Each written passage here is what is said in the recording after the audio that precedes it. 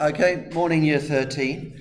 Today I'm going to be looking at the Republic of Gilead, and I'm going to be looking in particular at parallels with Nazi Germany, and we'll be looking at the rise of Gilead, how the Christian fundamentalists get power, and I will conclude by looking at the fact that there are other societies that Margaret Atwood is really interested in, other dictatorships, most notably Iran, because remember this book was written in the 1980s, and at that time there was still a lot of concern about the events of Iran. Okay, I'll move on from the starter as we don't need that.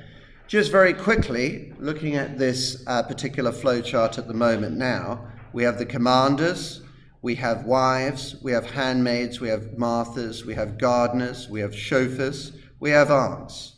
This is a diagram that I took off the internet.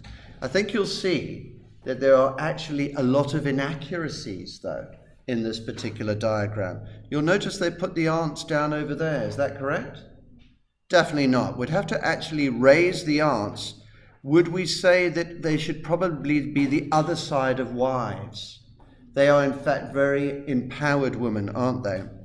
Why I thought the diagram was worth keeping, however, was to remind you that in many ways this novel represents the same kind of hierarchical society as Brave New World.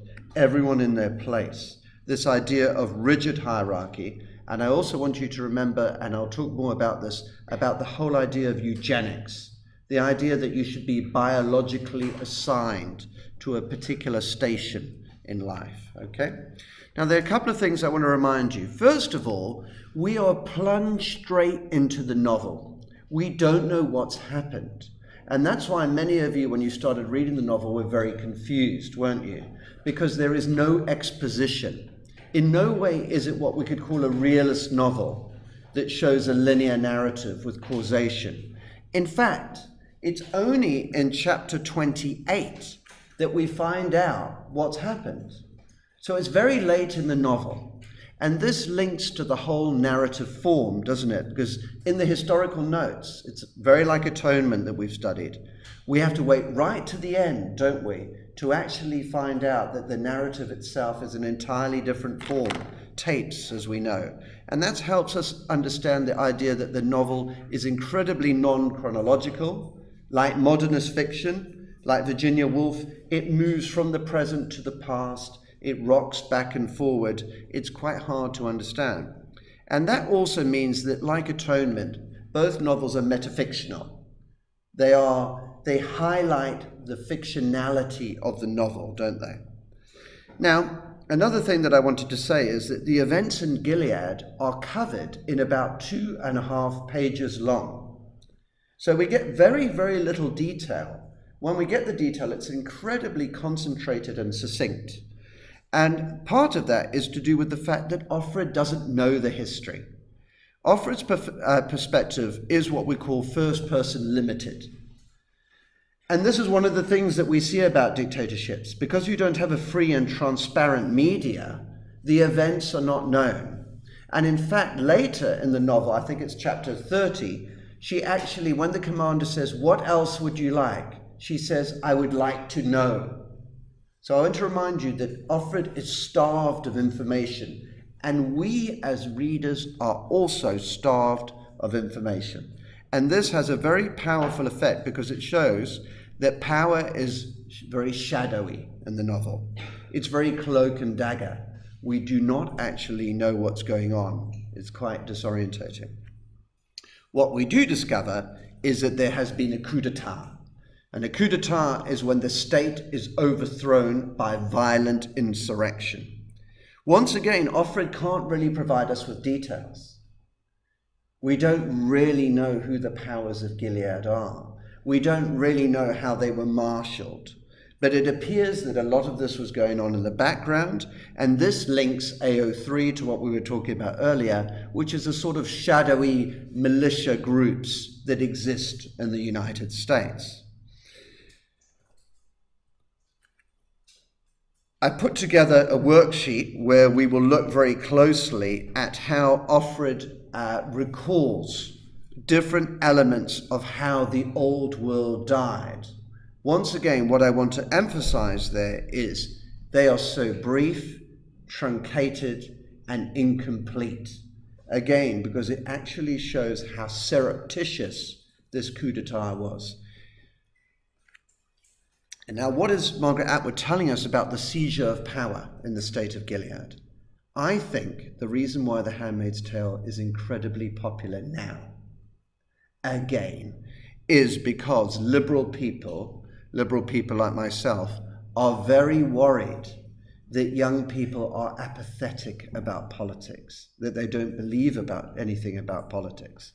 And as we see now, Margaret Atwood is saying to us, all you need for dictatorship to happen is for people to be apathetic, to be uninterested, to not really care what's going on. And that's what we see in the rise of the Republic of Gilead. We see that these dangerous conservative forces are at work, that the revolution was very stealthy, and that effectively people sleepwalk into the Republic of Gilead. And a key element of this is the control of the media. Now, in terms of AO3 and AO5, you as readers could talk about the assault on the fake news media that is occurring in the United States now. These events, to me, seem to mirror what is happening in the United States at the moment, okay? And as Struan said earlier, a key element is the role that technology can play in the coup d'etat. If you want to steal people's finances, you no longer need to go into banks and grab their money, do you? You simply switch a switch on the internet and those accounts are disabled. You simply turn off the internet and we no longer have information. Margaret Atwood has shown us that technology makes us vulnerable to these subversive, dark forces of dictatorship. Now, I'm going to be pointing out that there are a lot of elements that make Gilead very similar to the rise of the Nazis. However, what I would like to emphasize, first of all, is that unlike, say, Animal Farm, we shouldn't see The Handmaid's Tale as allegorical. It's not meant to be a perfect map between the Nazis and Gilead. And that's because Margaret Atwood, as I said earlier, has taken an eclectic approach. There are many elements of dictatorships, including communism, including theocracy, the Islamic Revolution in Iran, Puritan America, that she's attacking. So her approach could best be described by the term historical eclecticism. Now, those of you who know a little bit about Nazi history will know that Hitler stole power effectively through the Reichstag fire. This was a fire that burned down the German parliament, and a Dutchman was blamed for it, a Dutchman who belonged to the Communist Party. This was a masterstroke by Hitler, because it meant then that he could actually destroy communism, socialism, and trade unions. By blaming the left for these things, he was able to send these people to death camps, have them imprisoned, and have them shot. So he eliminated his enemies by making out that they were traitors to the state. Following the Reichstag fire, then, he was able to pass the Enabling Act. Now, if you recall in Gilead, that what happened was that the senators, the members of parliament, were killed in Gilead, and that they were then, they blamed it on terrorists, and that meant that they could suspend the constitution, suspend what we call habeas corpus, which means the right to a trial, and they were able to effectively start a military dictatorship. So do you see that there are close parallels between those two events? In the wake, in panic, when people are panicking, and we saw this in the United States after 9/11 in 2001, where they declared the Patriot Act, people will often allow dictatorships to strengthen when they are panic-stricken. This is exactly what happened in Germany. And after destroying the communists, Hitler was able to target the main devils. The people he was able to demonize were the Jews. And thereafter, as you can see from this photograph, they were able to close all Jewish shops and declare Jews conspirators, enemies of the people who needed to be locked up. We see a similar thing happening in Gilead, don't we? We see the attack on homosexuals, on feminists, and the supposed enemies of the state. Now, of course, Hitler was a great genius. A lot of people don't realize that one of Hitler's mentors was Albert Speer, who was a brilliant artist and architect. And he is the person who designed Hitler's wonderful displays of force. I say wonderful because Hitler was a genius of film and of architecture and of symbolism. As I'll show you in a moment, even the Nazi uniforms were designed by Hugo Boss, one of the greatest designers of all time, and are incredibly stylish and powerful. Gilead also is very strong at demonstrating its power through things like salvaging and partisecution. They are able also to terrify and shock and awe the population into compliance and obedience. These posters here show that one of the things that Nazi Germany did was constantly demonize and display caricatures of its enemies. The Jew over here, some hideous, ugly person. Here the Jew is a louse that sucks your blood. And here the Jew is the friend of Stalin, can you see, of the communists, and is also some sort of beast monster. Now, in Gilead, we see that over and over again, don't we? With the people who commit gender treachery, all the different folk devils that the state of Gilead displays and hangs and bludgeons and kills. This conspicuous consumption is seen again and again in Gilead, isn't it? This, of course, is the salvaging. And I think very cleverly, they cover the faces of the dead victims in cloth, making them anonymous, transferring them from people to bits of broken flesh. This, of course, is very reminiscent of feudal times. Some of you may have visited the Tower of London. You may be aware that on the gate of the Tower of London would have been the heads of all the king's enemies, going green with decomposition, so that as the population walked by, they were told, that is what happens to the enemies of the state. It's an exhibition there to terrify you, is it not? But I thought I would remind you again that it isn't simply Nazi Germany that we should be thinking about. This happened 2 years ago in Tehran. Homosexual people who found to be committing homosexual acts are hung publicly on cranes. Terrifyingly, people are encouraged to kick the bodies. Think of the idea of the partisecution. So, I want to remind you what Margaret Atwood said. Nothing in the book is invented.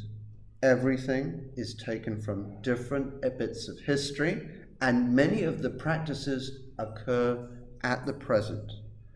Perhaps most horrifyingly of all, guys, is a manual printed in Iran after the revolution that gives you a step-by-step account of how best to stone a woman to death. These would be for crimes like adultery. But it seemed to me quite an interesting thing to include because it's so horrifying in its detail, is it not? You see, it tells you how much you should bury the body, to what extent you should bury it, and how it should take place. So I wanted to remind you that these practices actually do go on in the world. When we read The Handmaid's Tale, we might dismiss it as hyperbole, as science fiction. Margaret Atwood wanted us to see it as a deadly serious kind of moral commentary on the dark side of humankind and our potential to give in to dictatorship and to be overawed by hegemonic forces. Finally, you will recall this idea of the different genetic prototypes. Do you remember this? And this will remind you that the Marthas are essentially the workers. In Brave New World, they would be the Epsilons, wouldn't they?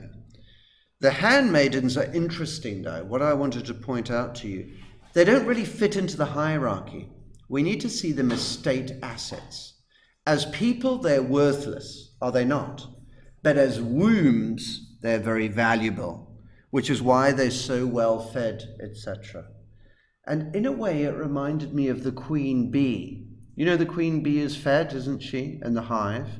But when she's no longer can reproduce, she's stung to death. isn't she? Her value is the value of reproducing. Is that not the case with the handmaidens? Their value is simply as an ambulatory womb, as a walking womb. And interestingly, of course, again, the aunts are also hard to actually contextualize and to place within a hierarchy, because in some ways they're given tremendous female power, aren't they? But it is only within the confines of the red center. That power is restricted, isn't it? The aunts in the public sphere do not have nearly as much power as men.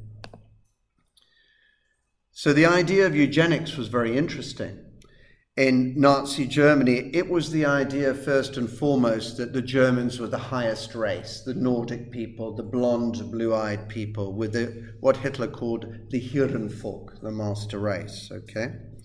Now, of course, you may think in The Handmaid's Tale, eugenics don't feature quite so highly, but let's not forget what happens to babies that have mutations. Do you recall that Janine's baby at first seems fine? So it can't be an obvious handicap. What was it? Was it some kind of mental retardation? We don't know. The point being is that Gilead is ruthless in its disposal of handicapped people. The baby is referred to as a shredder, is it not? Such a contemptible term. Also, we know as well that women who could no longer breed are sent to the colonies. Finally, I wanted to point out one very important and interesting parallel between Nazi Germany and Gilead. So we know that they have the extreme violence of the partisan, the salvaging. And if we think about Germany, they had the extreme violence of torture in the concentration camps. But alongside this was a strong folksy culture, a culture that worshipped the cult of the family, the folksy, picnicky world. And I have these paintings here because I wanted you to see what Nazi art was like. Nazi art embraced the idea of the female angel. Do you see that? Look at the mother there breastfeeding, doing what women should do. The fertile, large family. Fertility was again the cult of Nazi Germany. In fact, young girls of 15 and 16 were encouraged to get pregnant during the Second World War so that they could provide the soldiers needed by, the fatherland. Now, think about the parallels with Gilead. Think about Serena in her garden, Serena as the domestic angel. And isn't it extraordinary that you can have these two things coalescing in the country? Extreme violence, aggression, and hatred, and kind of sentimentality and familyness. I think Margaret Atwood must have looked at Nazi Germany and thought about how these two curious things can coalesce. And finally, I want to say that we will be completing the sheet. And so you can use this lecture, but I do hope that you do some of your own research. And again, I'm warning you, don't restrict your AO3 to parallels with Nazi Germany. Do see that there are other sources as well. And as a conclusion, I want to say that totalitarian states often do resemble each other in many ways.